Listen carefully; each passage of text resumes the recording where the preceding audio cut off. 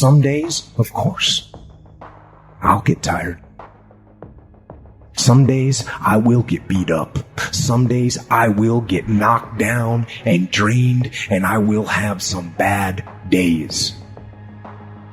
But I will not stop. To me, every day is a beginning, a new day, a new week, a new shot at life. An opportunity to come out of the gate like a man possessed and attack the day without mercy. Today, I'm taking scalps. I'm putting the pressure on. I'm the aggressor. I'm on the attack. I am going to win. I am going to battle, and I am going to fight, and I am going to use every tool I have to crush my enemy. There are areas within myself where I cannot compromise. I am going to work hard. I am going to train hard. I am going to improve myself. I am not going to rest on my laurels. I'm going to own my mistakes and confront them. I am going to face my demons. I am not going to give up or give out or give in. I am going to stand. I am going to maintain my self-discipline, and on those points, there will be no compromise. Not now, not ever. And if that kind of internal, relentless aggression is your default mode, you will win. Everyone wants some magic pill, some life hack that eliminates the need to do the work, but that does not exist. No, you have to do the work. You've got to hold the line. You've got to make it happen. Find the discipline. Be disciplined. Don't just watch videos online.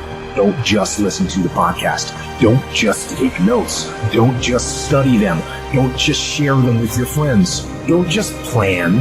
Don't just mark your calendar. Don't just get motivated. Don't just talk. Don't just think. Don't just dream. No. The only thing that matters is that you actually do.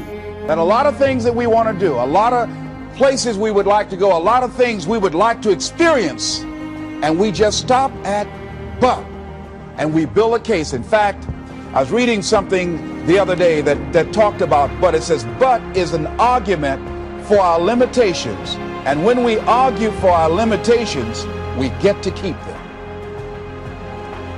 See, but will cause you to procrastinate, but will cause you to hide out behind fear, but will cause you to come up with all type of excuses that you can validate your inaction and not acting on your dream. And right now, more than ever, people need to look for ways to live their dream. People need to look for ways to make it on their own. There is no such thing as job security. There's no such thing as a storm-proof or tragic-proof life. There are no guarantees today, ladies and gentlemen. The illusion is gone. There was a time when we graduated from high school, you were told, go to college and get out, and you go and work for a corporation for 30 or 40 years. They'll give you a gold watch and you'll retire.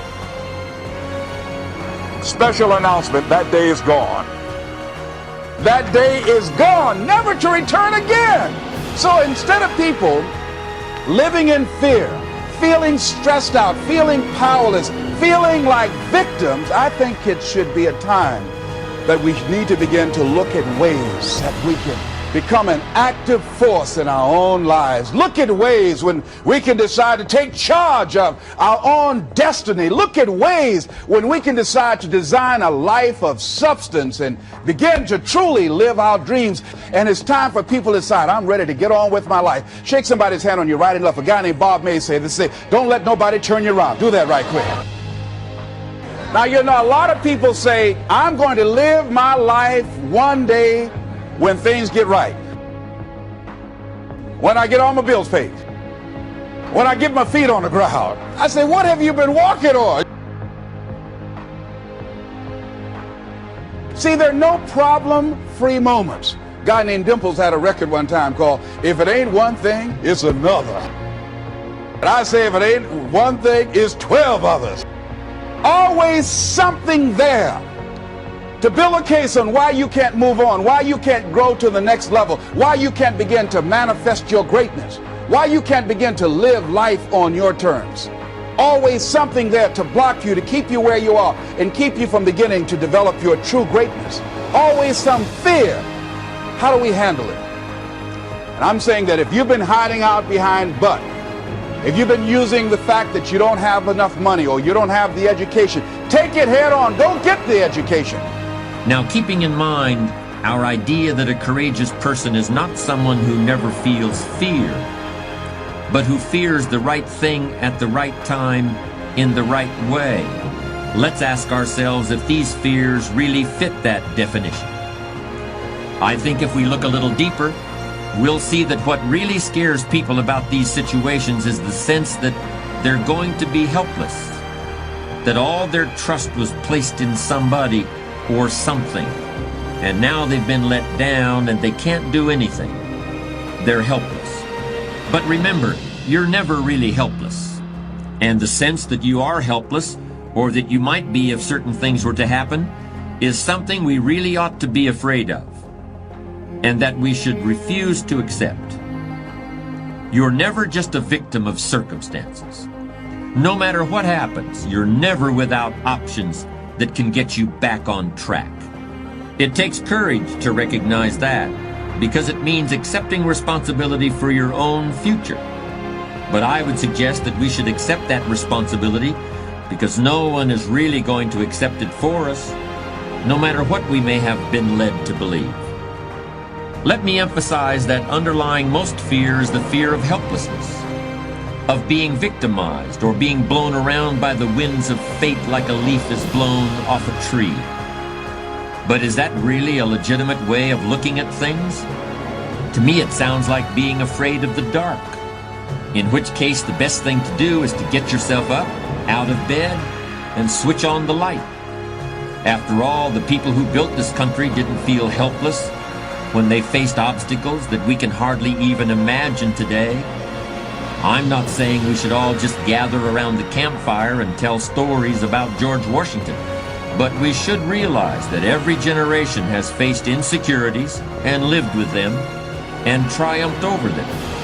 It's only in the past 50 years or so people have come to expect a life without real tough times and real difficulties. But adversity isn't something to fear, it's something to expect, something to prepare for, and something to overcome. The truly courageous person is not immune to fear, but it plays a different role in his or her life than it does for other people. If you're a courageous person, your fears aren't about what someone might do to you or something that might happen to you. Your fears are about not living up to your ideals, about reacting instead of acting, about not taking advantage of the opportunities that are always within reach. A truly courageous person is not afraid of what might or might not happen next week or next year. He fears not making the most of every moment today. A lot of us are being forced into solitude right now, in our homes, apartments, wherever we live. But we're also being forced into solitude in our own minds. Life is the most brutal endurance sport of all time, and that's what we have to love about it. We have to flip it on its head and love the fact that life continues to attack us. There are no fucking timeouts. You can't just go like in a fucking sporting event when the coach doesn't like something and call a timeout. You have to figure shit out on the fly. You have to be that person who's always prepared. But the solitude right now that a lot of us are dealing with is what we don't want to deal with. It's the fact that we have to think about all these things that we don't like about ourselves. We like to use life as a big escape. That escape is not there anymore. All these distractions that we use, they're no longer there. This is the time right now for you to stop avoiding things. Get that pen and paper out. Look inside yourself. Stop looking at me or other people out here to be the hero of your story. This is time for you right now in all that solitude to get to know who you are as a person. Be alone with yourself. Write that shit down. Start to face these different things in life. Knowing one thing in life, we are all very fragile in this world. We have to know that when we die with some meaning and some purpose in this world. Stay hard.